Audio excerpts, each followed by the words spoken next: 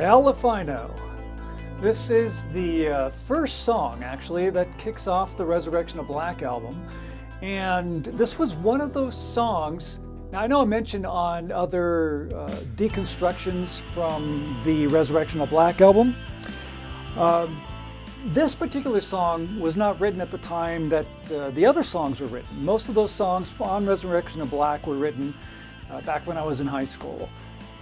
The other exception is Justifiable Condemnation. That was written, I think, a year after I graduated. But this song, Hell If I Know, is just this short instrumental that opens up Resurrection of Black. I think I wrote it about 10 years after I graduated high school. So it wasn't really for an album, it wasn't really for anything. It was just a musical idea. I had this short jamming little instrumental thing that I wanted to record. And I recorded it. I did make a demo of it, which I'm going to share with you pieces of that in just a bit. But yeah, I had no intention of putting it on an album. I didn't know what I was going to do with it. So after I recorded Hell If I Know, the demo version, it just shelved. It got shelved. And until I decided to record Resurrection of Black 10 years ago, that's when I resurrected Hell If I Know, because that was a great song, great instrumental to open up the album and to really set the tone for Resurrection of Black. And I really like doing that. I like having something that really sets the tone for the album. So when you put on those headphones, right, and you have that experience of listening and enjoying the album, this song kicks it off and puts you right in the mood that you need to be. Matter of fact, for the ER album that I'm doing now, which is coming out next year, again, I have a short instrumental that sets the tone for the album. And it's just something that I feel is really important to do because it's a sonic journey. It really is. When you listen to an album, you put on the headphones and you listen to it from beginning to end, it is a sonic journey. And that's what I want to take you on. So let's dive into deconstructing this short little instrumental, the first song on the Resurrection of Black album, Hell If I Know.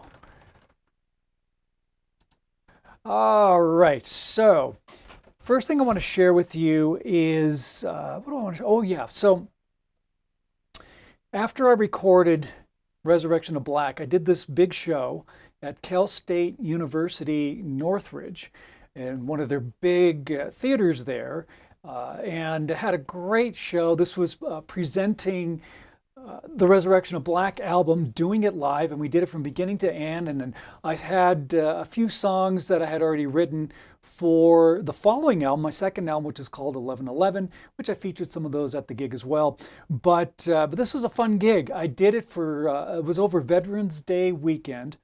And part of the proceeds I donated to Project Healing Waters, which is a great nonprofit that helps veterans.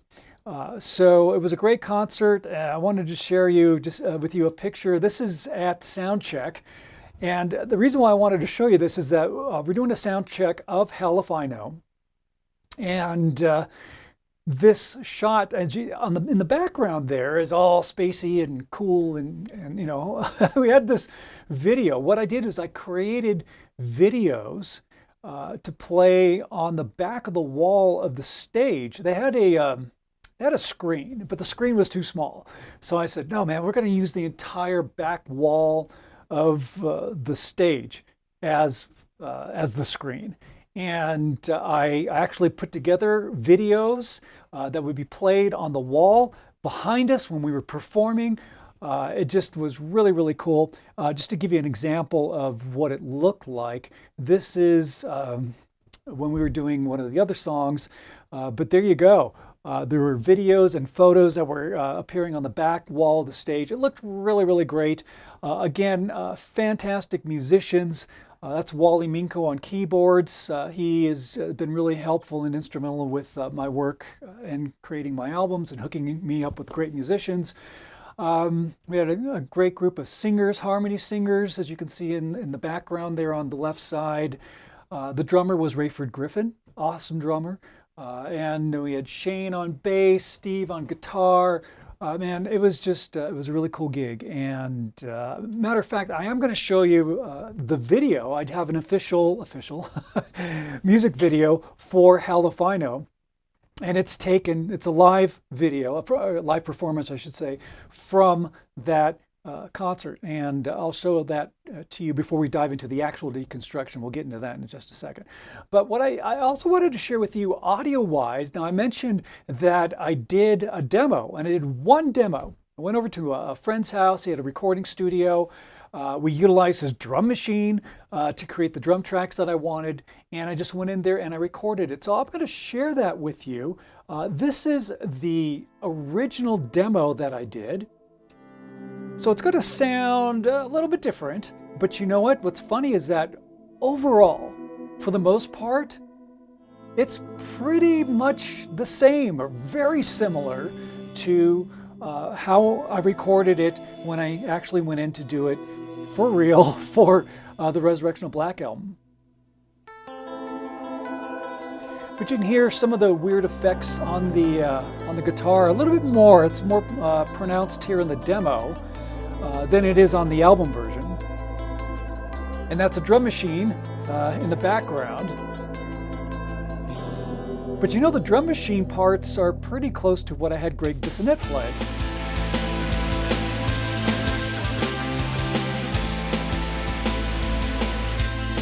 And of course, you have the bass pedals, right? Taurus pedals, my favorite thing. I talk about them all the time. I use them all the time in my music, and I use these Taurus bass pedals, these big bass pedals. They're a beast, right? They weigh a ton. They were built in the mid-1970s, but they have such a great sound. It was made by Moog, and I don't care. You can sample it, you can try to do it digitally, and it's just not going to sound the same. So I love these things. Yeah, so this demo is pretty close to the actual recording that I released on the Resurrection of Black album.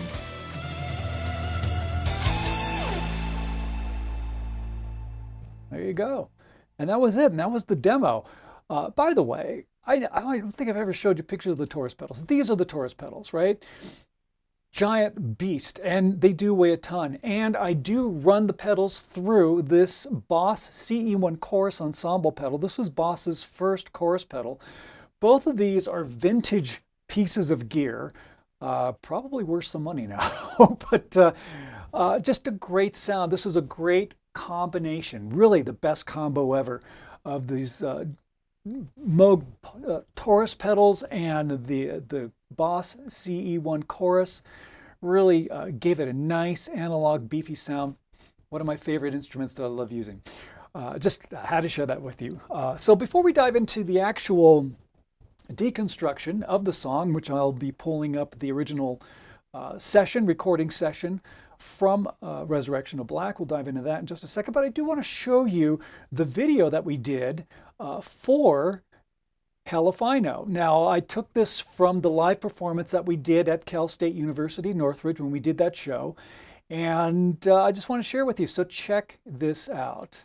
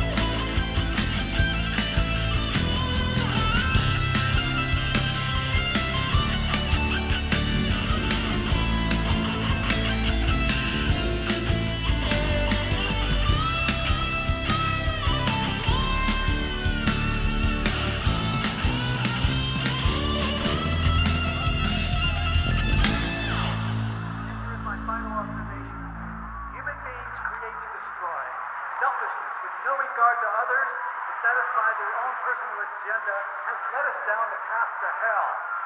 We are witnessing firsthand the end of days.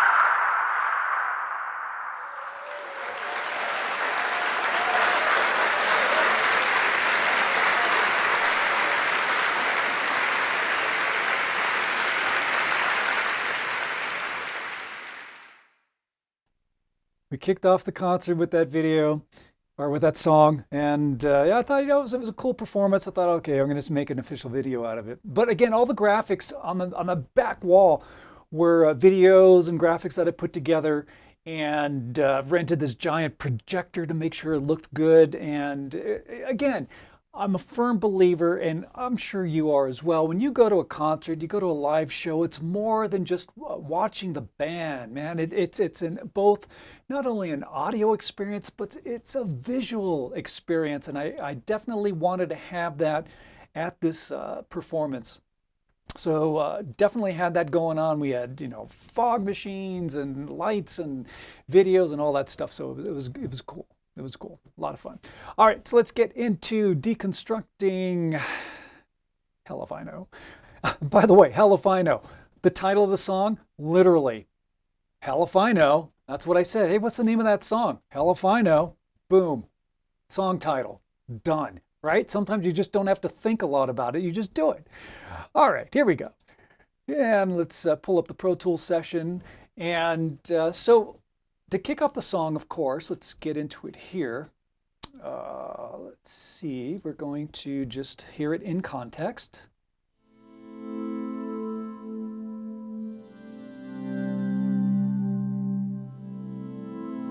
So there's actually a combination of guitar. So I did stereo left and right, running it through. It was a Roland RSP 550 is the effect that I used, and they have sometimes the factory programs that come with these guitar effects or keyboard effects or whatever it is, your effects pedals and your rack mounted effects. Sometimes the default settings have some cool things, and I came across a couple of them in that particular unit. It's called Heaven, that sound that gives you that ethereal reverb. And then when the guitar solo kicks in, I used on the demo, there's another setting in that unit that's called Hell. So it's Heaven and Hell. Sounds like a Black Sabbath album, right? But I think when I recorded this version for the album, I didn't use that setting. It didn't quite fit, but for the demo it was on there. So we did, let's see, I recorded left and right using volume pedal, of course, fading in that guitar. Also did a repeat of this, recorded this twice, again in stereo. So you have these two tracks, and then you have these as well. So when you combine them all together, it gives it a fuller sound. And then after that plays, then we have the drums.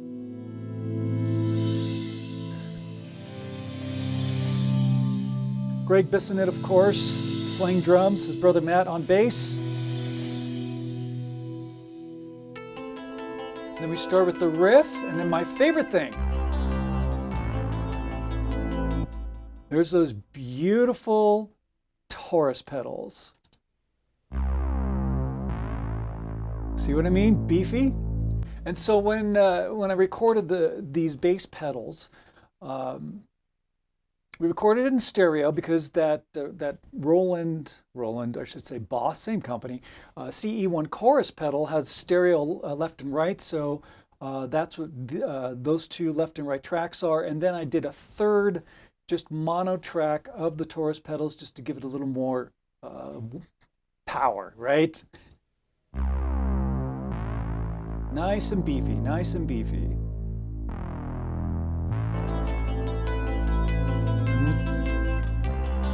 There it is in context.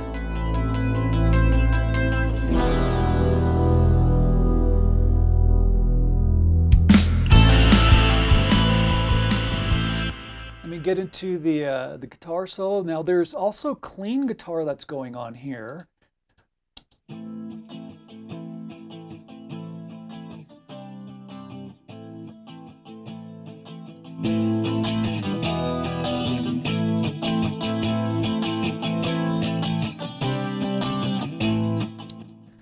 Which was, again, a left and right going through and effects just to give it a little bit of chorus on the guitar. And of course, the solo, which kicks in.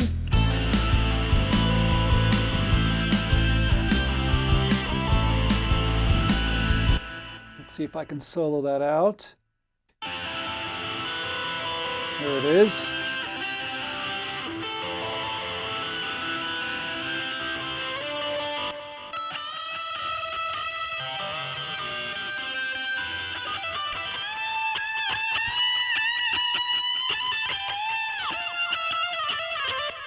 So the effect that I was using on there, you can hear some delay, of course, but also I used this old, oh geez, was it a Peavey? I think it's a Deltaflex. It was an old Deltaflex rack-mounted unit. And again, I'm telling you, some of this old analog gear is really, really great and just creates some great sounds. So if you're a musician, if you're recording, you know, yeah, you can do things in in Pro Tools and whatever, and just have sampled sounds and this and that and the other. But you know what? Go back and pick up some of these old pedals, pick up some of these old rack units, because there's a warmth to that analog sound that none of this digital crap is going to be able to come even close to the quality of sound. So, you know what? Use these things, experiment, okay? Go on Reverb or River, and find some old gear and test it out and check it out, because there's some really good stuff out there. All right, anyway, so you have clean guitar, you have the solo that comes in. Of course, we're jamming with the drums here. That solo comes in.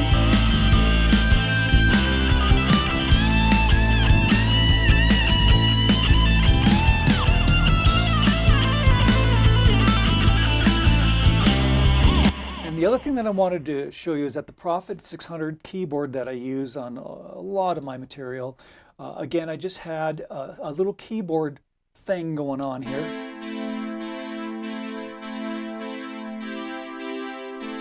Just to give it some chordal structure.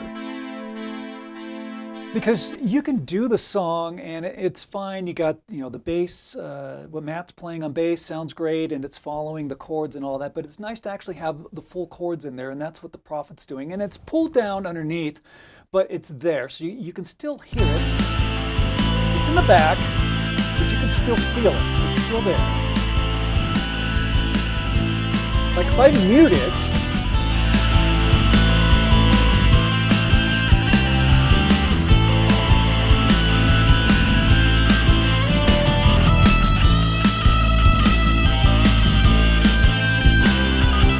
you see that? You see how it just kind of gives it a little lift and fills out the song.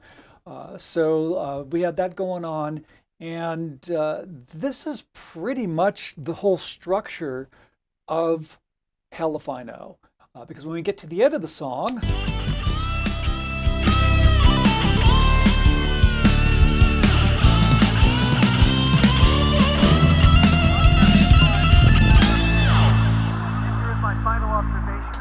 all right, so again on the Prophet, at the very end, I have just doing octave notes for the build.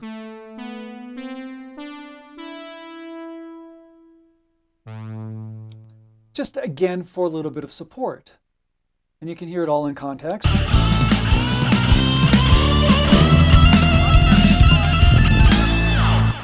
Now the end of the song, again, setting the tone for the album. That's the whole point of having this short instrumental.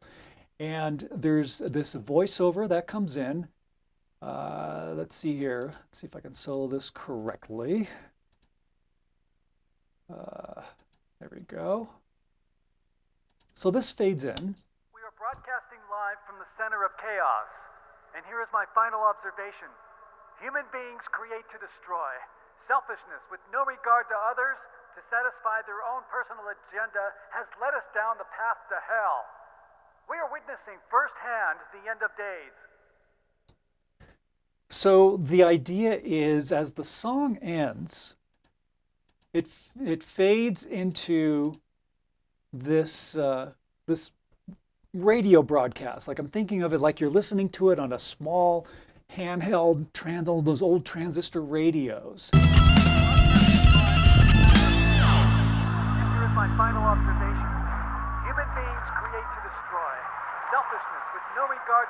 So it's like doing this final radio broadcast of the end of the world. And that's why in the music video, why I use that graphic with that meteor or whatever that hits the earth and boom, explodes.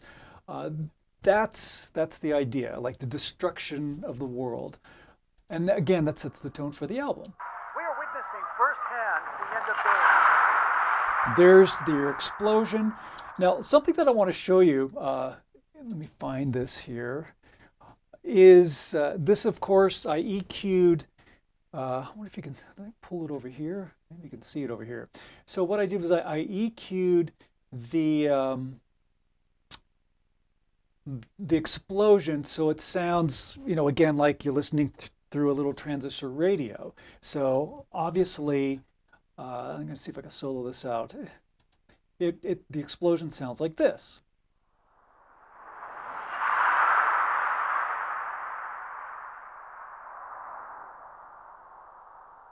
Because that's how it would sound if you were doing, a broadcast listening to something from a little speaker. But the actual sound of that explosion, I'm going to bypass the EQ. This is what it really was.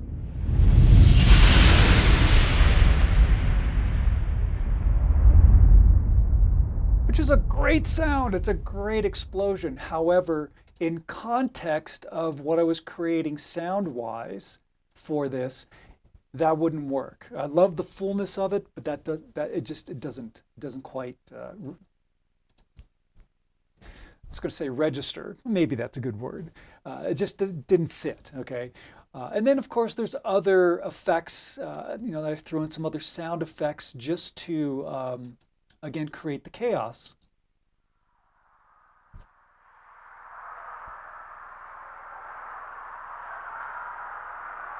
And when you have that voiceover going, To hell. We are witnessing firsthand the end of days. and there's your explosion.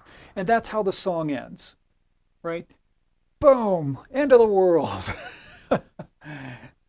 And that's how the song ends. So basically, to deconstruct Hell If I Know, pretty simple song, short instrumental. Again, starts off with the guitars, fading in with volume pedal. We do that build. We bring in the drums, bass and drums. We got that solo because it's an instrumental, short little solo. And then we have the whole end of the world segment, which again leads to the next song on the album, which is The World Around Us. And again, that just sets the tone for the entire album. And there you go. That is Hell If I Know, Hell If I Know. First song on the Resurrection of Black album. So I'm going to put a link to the music video that I showed you. If you want to watch that live version again, it'll be in the description. Also, please subscribe to the Laire channel. All right. I'm taking you on this journey. We're deconstructing songs from my previous albums. And most importantly, I'm talking about ER, the new album that I'm in the process of recording. It's, again, coming along great. We got more songs that are going to be recorded within the next 2 to 3 months, and that should be all of the songs. And I'm going to start sharing more pieces. Again, check out the other videos on this channel, because I've already done a couple of sneak peeks.